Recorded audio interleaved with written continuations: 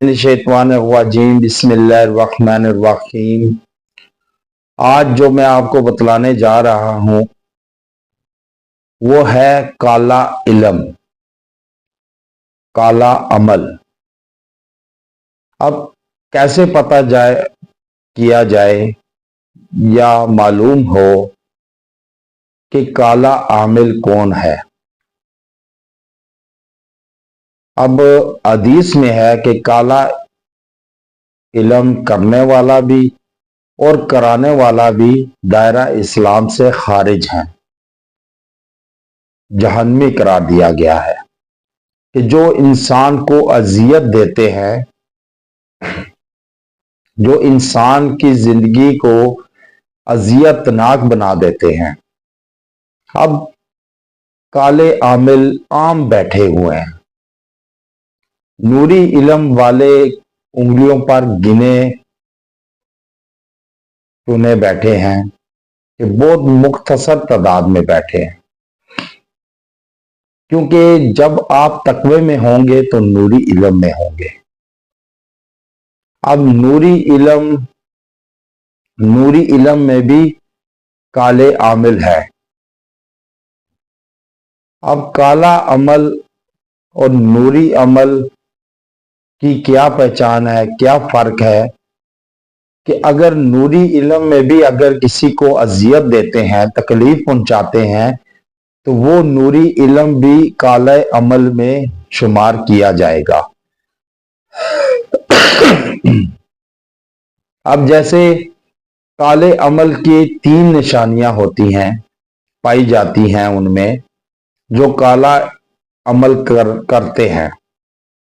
अव्वल तो उनके चेहरे पर नूर नहीं होता, नूर उठा दिया जाता है। दूसरा, उनकी जिंदगी में सुकून नहीं होता, बदसुकूनी होती है। तीसरे नंबर पे खात्मा बिल ईमान नहीं होता, ईमान पर खात्मा नहीं होता। तकलीफ, अजियत और कर्ब में मौत आती है उन्हें। जैसे एक डॉक्टर से पूछा गया कि बतलाएं, आप आईसीयू में ड्यूटी करते रहे हैं, कोई ऐसा शख्स भी आपको मिला कि जिसकी दर्दनाक अजियतनाक मौत हो, उसकी रूह ना निकल रही हो, तड़प रहा हो। तो उसने कहा कि एक शख्स था कि जिस इतने कर्ब में था, तकलीफ और अजियत में था कि उसकी रूह नहीं निकलती थी, और वो जैसे पानी से मछली को निकाला जाए तो तड़पती है, ऐसे तड़प रहा था वो। तो वो काला आमिल था। मुझे बाद में पता चला कि ये काला अमल किया करता था। अब काले अमल की सूरत हाल देख लें कि वो अपनी आखिरत और दुनिया दोनों को खराब करता है, तबाह करता है। दुनिया में तो तबाह होता ही है और आखिरत का दर्दनाक अजाब भी अपने हिस्से में डाल लेता है। दूसरों की गुनाहों को अपने पल्ले में और अपनी नेकियों को दूसरे पल्ले में डाल देते हैं। और ऐसे काले आमिल को अल्लाह हदायत दे, उसकी हदायत की दुआ मांगे कि या अल्लाह इसको हदायत दे, वरना इसके वजूद से पाक कर सरजमीन को, लोगों की जिंदगियां, जानो माल, इज्जत, आबरू को महफूज फरमा। ऐसे कर्म में गुजरते हैं। मेरे पास लोग बतलाते हैं, राब्ता करते हैं, ऐसे ऐसे अमल करते हैं लोग, और घर वाले करते हैं। जो नाक के नीचे होते हैं वो करते हैं, जो कुर्ब व जवार में होते हैं।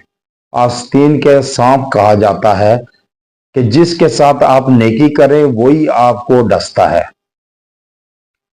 आजकल नेकी भी जो मुश्किल हो गई है, ऐसा दौर है कि आप नेकी करेंगे तो अगला तकलीफ गुजर पहुंचाएगा आपको। तो ये ऐसा सिस्टम है। इसलिए जब आप काले आमिल के चुंगल में फंस जाएं